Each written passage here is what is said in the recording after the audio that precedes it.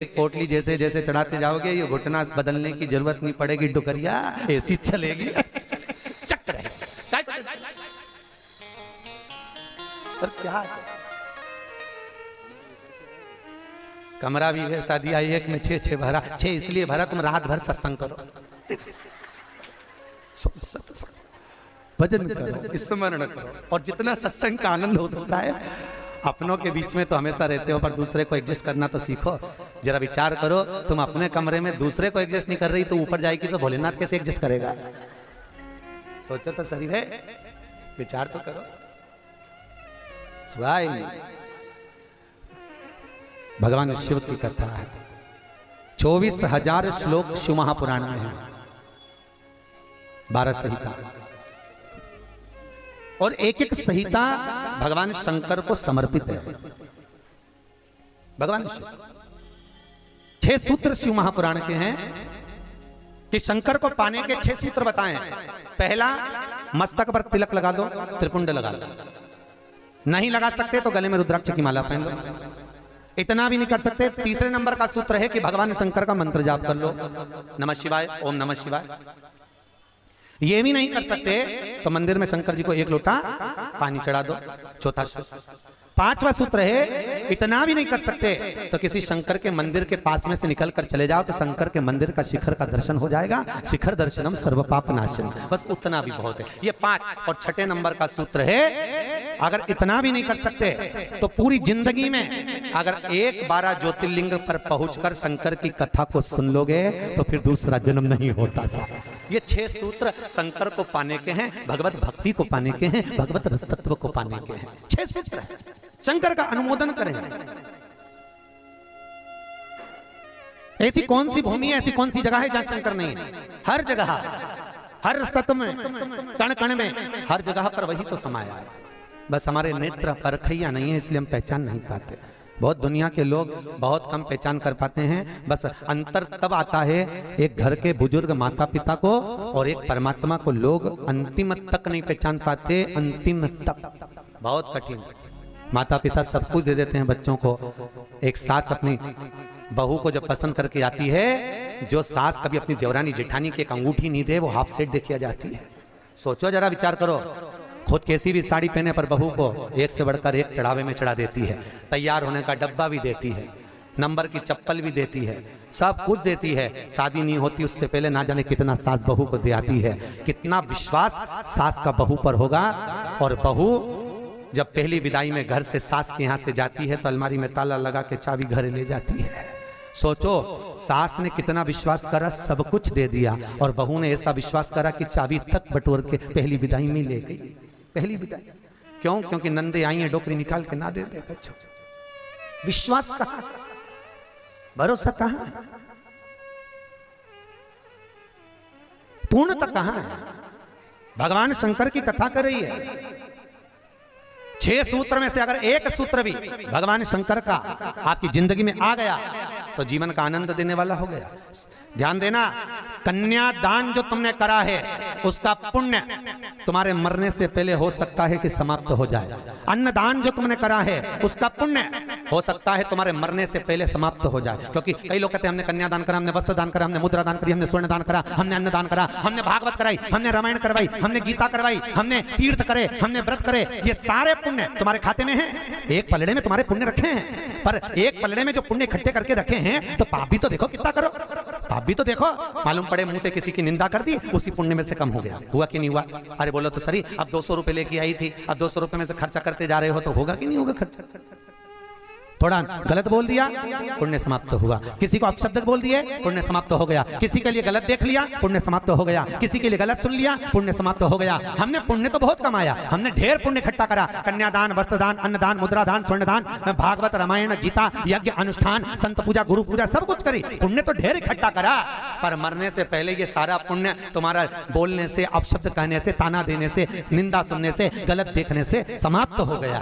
पर शिव महापुराण की कथा कहती है सारे पुण्य तुम्हारे मरने से पहले भले समाप्त हो जाएंगे, पर शिव महापुराण की कथा यदि तुमने भूल से भी 5 मिनट की भी सुन ली तो वो जिंदगी भर अटल और अमर हो जाती है, वो कभी समाप्त नहीं होती। शिव महापुराण की पुण्य कभी समाप्त नहीं होता, शंकर का किया हुआ पुण्य कभी समाप्त नहीं होता।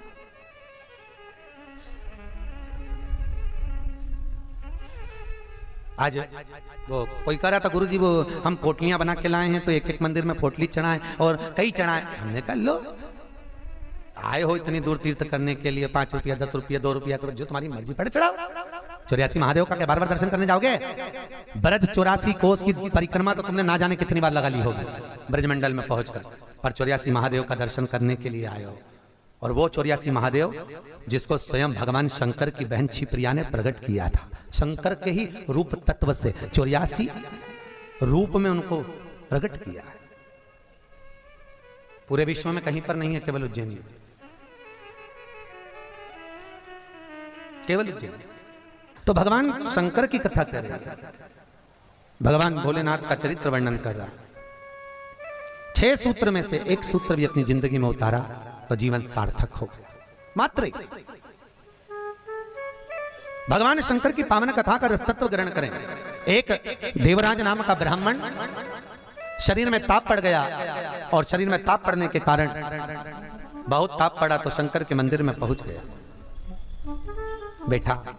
अब वहां तो थोड़ी थोड़ी देर में शंकर के मंदिर में कथा हो रही थी, प्रवचन चल रहे थे, शिव महापुराण का चरित्र चल रहा था। और ये थोड़ी थोड़ी देर में पंडित जी चिल्लाए हर हर महादेव। अब जैसे पंडित जी चिल्लाए तो इसके शरीर में ताप पड़े, इसको आ रहा बुखार। अब बुखार आए और कहीं का चिल्लाए, सिर दर्द हो, कहीं का चिल्लाए तो बड़ा बुरा लगे महाराज। अब इसको तो बड़ा अंदर से खटकाओ कि बताओ मेरे तो शरीर में ताप पड़ रहा है, महाराज हर हर महादेव चिल्ला रहा है, पर बोल सकता नहीं।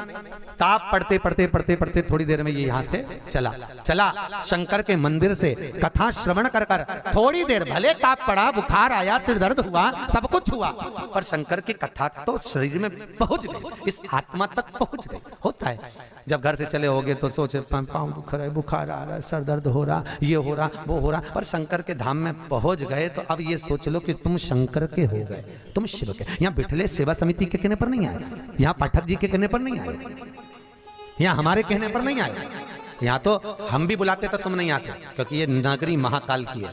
महाकाल का राजा है महाकाल, और महाकाल राजा का एक नियम है, यहाँ कोई राजा, कोई मंत्री, कोई बड़े से बड़ा राजपाट वाला इस नगरी में रात नहीं रुक सकता, यहाँ का नियम है। क्योंकि यहाँ एक ही राजा, कौन सा? महाकाल राजा, बस उसी का राज्य चलता है। तो जब उसके घर में आए हो तो हम कौन बुलाने वाले? बोलो तो सही। उसने बुलाया, उसने ठहराया, उसने खिलाया, उसने घुमाया, 5 दिन घूमो फिरो, उसका दर्शन करो, आनंद करो, घरे जा। घर वाले पूछे कहाँ गई थी तो कहना महाकाल के घर गई थी, उसने बुलाया। रामकृष्ण परमहंस जी से एक ने कहा, रामकृष्ण परमहंस जी से बोले, अरे रामकृष्ण परमहंस जी, हमने सुना है कि माता जगज्जननी जगदम्बा शारदा भवानी माँ देवी आपसे बात करने के लिए आती हैं, आपसे मिलने के लिए आती हैं। रामकृष्ण परमहंस जी ने कहा, तो रामकृष्ण परमहंस जी, अगर देवी जी तुमसे मिलने आती हैं, देवी जी तुमसे बात करने आती हैं, जगदम्बा तुमसे मिलने के लिए आती है, तो रामकृष्ण परमहंस जी एक काम करो ना, एक आध बार माता जी को हमारे घर भी भेज दो। हंसी उड़ाने वाले तो कुछ भी बोल देते हैं, एक आध बार माता जी को हमारे घर भेज दो। रामकृष्ण परमहंस जी ने कहा ठीक है, एड्रेस बता दो, देवी जी को तुम्हारे घर भेज दें। बोलो एड्रेस क्या है? उस व्यक्ति ने कहा फलाना गली में, फलाना मोहल्ले में, ये वाले मकान में, इस नंबर में, इस जगह पर मैं रहता हूँ। रामकृष्ण परमहंस जी ने कहा, स्वामी विवेकानंद के गुरु रामकृष्ण परमहंस जी कहते हैं, जो एड्रेस आपने दिया ये तो आपके घर का, ये आपके घर का एड्रेस है, आपका एड्रेस दीजिए, आप कहाँ रहते हैं? उसको लगा मैं दुकान पे रहता हूँ तो हो सकता दुकान का मांग रहा है, उन्होंने दुकान का एड्रेस दे दिया। रामकृष्ण परमहंस जी बोले ये तो दुकान का एड्रेस है, आप कहाँ रहते हो, आपका एड्रेस दो। तो रामकृष्ण परमहंस जी के शब्द सुने तो उस व्यक्ति ने कहा ये हमारा ही तो एड्रेस है। रामकृष्ण परमहंस जी बोले जिस घर का एड्रेस दिया वो तो घर का, जिस दुकान का एड्रेस दिया वो तो दुकान का, कि दुकान यहाँ है वो वहां घर है, तू कहाँ रहता है, तेरा एड्रेस बता, तू रहता कहाँ है? रामकृष्ण परमहंस जी के शब्द सुने, उसने चरण पकड़ लिया और रामकृष्ण परमहंस से पूछा आप बताओ कि मेरा निवास कहाँ है? रामकृष्ण परमहंस जी कहते हैं इस शरीर का आखिरी निवास तो शमशान है, मनुष्य वहां निवास करने वाला है। बस ये आत्मा परमात्मा के चरणों में रहे और शरीर आखिरी में वहां पहुंच जाता है, आखिरी में। बड़े आश्चर्य में लोग बताते हैं हम वहां रहते हैं, तुम नहीं रहते, तुम्हारा घर रहता है, तुम चले जाओगे घर में ही रह जाएगा, अभी तुम्हारा एड्रेस है फिर तुम्हारे बेटे का हो जाएगा। अरे बोलो तो फिर बेटा गया पोते का हो जाएगा, पौता गया पर पोते का हो जाएगा। वो तो घर का पता है, तुम्हारा एड्रेस क्या है, तुम किस पते पे रहते? अताना पता जबरदस्ती के लापता घूम रहा, क्या का पता तुम्हारा? जबरदस्ती के छाती ठोक के मेरा घर मेरा घर मेरा घर। एक आध दिन यमराज आई गया, उठा के ले गया, सब धड़ धड़ रोएंगे। 2-3 महीने के बाद 4-6 महीने के बाद बेटा नेम प्लेट निकाल के खुद की चिपका देगा, मेरा घर है का घर तुम्हारा?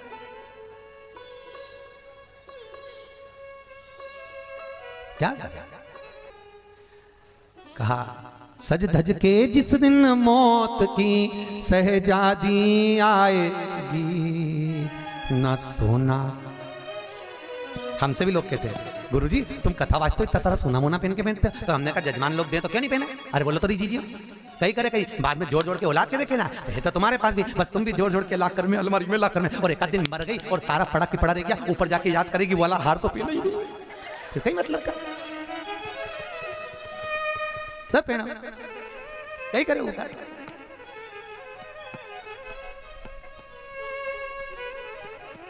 उसका करे क्या? जितनी साड़ी धरी है सब पहन लो जीजियों, बाद में किसी काम की नहीं, सब धरी ले जाए। ऊपर जाती जाती यमराज सेकेगी, नीली वाली तो पहनी नहीं थी, अभी पीको लगवाई थी, एक बार फिर से छोड़ दे वंश मोर, फिर से भगवान भी यमराज भी कहेगा चल ऊपर चल, अब कहीं नहीं पहने, ले गया वही करे। खूब जोड़ा, आखिरी में यही छोड़ा, और फिर इतना बड़ा फोटो टंगा, उनमें प्लास्टिक के फूल की माला, और वो भी पंखा में माला यूं चले, पंखा में माला हिले और डोकरी फोटो में स्माइल दे। वो डोकरी भी इसलिए स्माइल दे कि बेटी हम भी जोड़ जोड़ के मर गए, यही टंग गए, तुझे भी टंगना है, इसलिए डोकरी भी ऐसे यही टंगे से जोड़ो। कुछ नहीं खाया, खूब जोड़ा, खाना खाने की फुर्सत नहीं थी, साथ सवेरे 8 बजे से रात को 10 बजे तक दुकान नहीं छूटे, एक एक ग्राहक के लिए बैठा रिया, और आखिरी में सब छोड़ के घर के लोग अर्थी पे भी ले गए, तो बांध के ले गए, सबको मालूम है मर गया, उसके बाद भी ना जाने क्यों बांध के ले जाते, और खींच खींच के बांध, खींच और खींच और खींच, अरे सबको मालूम है मर गया, कोई भगेगा थोड़ी ना, काय को खींच, हल्की बल्कि बांध दो, ले जाना तो है नहीं, और खींच खींच के बांध, क्योंकि इनको डर इस बात का लग गया, उठ के भाग गया, अब उनको तो कुर्सी भरना, उसकी जगह दूसरे को ले गया, तो इसी को ले चलो, जैसे कहा करो उसका क्या। सज धज के जिस दिन मौत की सहजादी आएगी, न सोना काम आएगा न चांदी, छोटा सा तू कितने बड़े अरमान है तेरे, मट्टी का तू सोने जैसा मान है तेरे। मेरे को नहीं जानते, मेरे को नहीं पहचानते? अरे भेरू तुझे तो सब जाने, कोई नहीं, मेरे को नहीं जानते।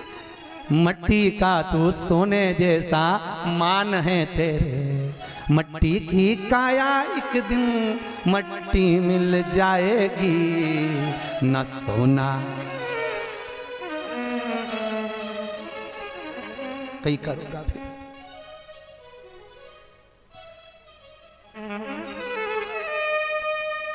गीता वाटिका गीता प्रेस में कथा बाची, क्या 3-4 साल हो गए, गीता प्रेस गीता वाटिका। उन्होंने कहा गीता वाटिका वालों, गुरुजी हमारा गीता प्रेस वालों की ओर से कैंसर हॉस्पिटल चलता है गोरखपुर में, आप चलिए देखने गए। बड़े बड़े करोड़पति भी अटैची लेकर पैसे की खड़े थे कि मेरे पिता के कैंसर ठीक कर दीजिए। इनका ये पत्नी का कैंसर, अटैचियों में माल भरा था और कह रहे थे ये ठीक कर दीजिए, अटैचियों में माल भरा।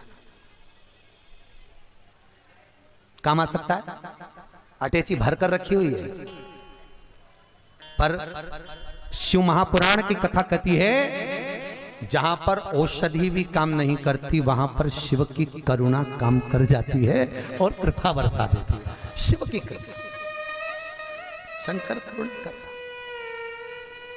तुम एक बार विश्वास रखो उस शिव पर, उस शंकर पर। देवराज ने प्राणों को त्यागा, प्राणों को त्यागा तो भगवान शंकर के धाम में चले गया। क्योंकि भले 5 मिनट की भी कथा सुनी हो, चलते चलते भी अगर शिव महापुराण तुम्हारे कानों में पड़ गई हो, चलते चलते भी अगर तुम्हारे कानों में एक शब्द भी शंकर की कथा का मिल गया हो, तो वो शंकर की कथा कभी छिन्नित नहीं होती, वो शंकर से मिला देती है। शंकर से, शिव से मिला। देवराज मोक्ष पा गए। फिर अगला चरित्र सुनाया एक बिंदुक नाम का ब्राह्मण, जिसकी धर्मपत्नी का नाम था चंचुला देवी। बिंदुक जो भी लाता वो चंचुला को लाकर देता। क्यों देता? क्योंकि पति का नाम केवल पति है, पर पत्नी का नाम धर्म पत्नी है। पति कुछ भी कमाई कर लाएगा वो अपनी धर्म पत्नी को देगा, क्योंकि ये धर्म में लगाती रहेगी। अगर ये मेरी कमाई को धर्म में लगाएगी तो मुझे भी वैकुंठ तक तो ले ही जाएगी। ये धर्म पत्नी है, धर्म पत्नी। एक कथा के मुख्य यजमान गोपाल मंदिर वाले महाराज जी बने हैं, पंडित जी, पाठक जी, परंतु इनके मन में कथा का आया ना आया वो बात की बात है। पर धर्म पत्नी हमारी भाभी जी, इनका मन में कथा सुनकर मन में भाव आ गया, गुरु जी एक कथा कराओ, बस ये कृपा। जिंदगी में एक बार शिव महापुराण, फिर ठाकुर जी की जो मर्जी, भोलेनाथ की जो, पर शिव पुराण तो करा लो। हजारों हजार भागवत, हजारों हजार राम कथा, हजारों हजार गीता का स्मरण करने पर भी जो पुण्य प्राप्त नहीं होता, वो मात्र एक दिन की, मात्र 5 मिनट की शिव महापुराण श्रवण करने से प्राप्त हो जाता है। साहब शंकर की कथा का रसतत्व ग्रहण करने से प्राप्त हो जाता है, मात्र एक क्षण की, एक क्षण। और बहुत किस्मत वाले हो साहब, आपके बच्चों ने, आपकी बहुओं ने, आपकी बेटियों ने, आपके परिवार वालों ने आपको जमा कर सूटकेस अटैची जमा कर भेजा है साहब। आपकी बहुओं को, आपके बेटों को, आपकी बेटियों को धन्यवाद दूंगा। उन्होंने कहा मम्मी जाओ, पापा जाओ, हम बोलते हैं, हम बुक कराते हैं। और मैं धन्यवाद दूंगा पाठक जी आपके भी बहन बेटियों को। उन्होंने कह दिया मम्मी तू कथा करवा, पापा आप लग रहो, अपन करते हैं व्यवस्था, सब आनंद होगा। कथा का अलमस्त, ये जीवन का सुख है साहब।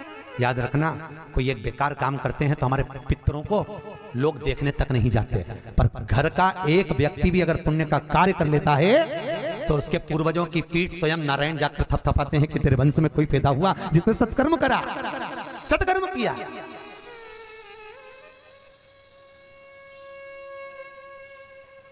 पुण्यता। और ये मुख्य यजमान जो बने, ये बहुत करोड़पति नहीं है, मंदिर के पुजारी जी हैं। भोपाल मंदिर में पंडिताई करते हैं, पूजा पाठ करते हैं।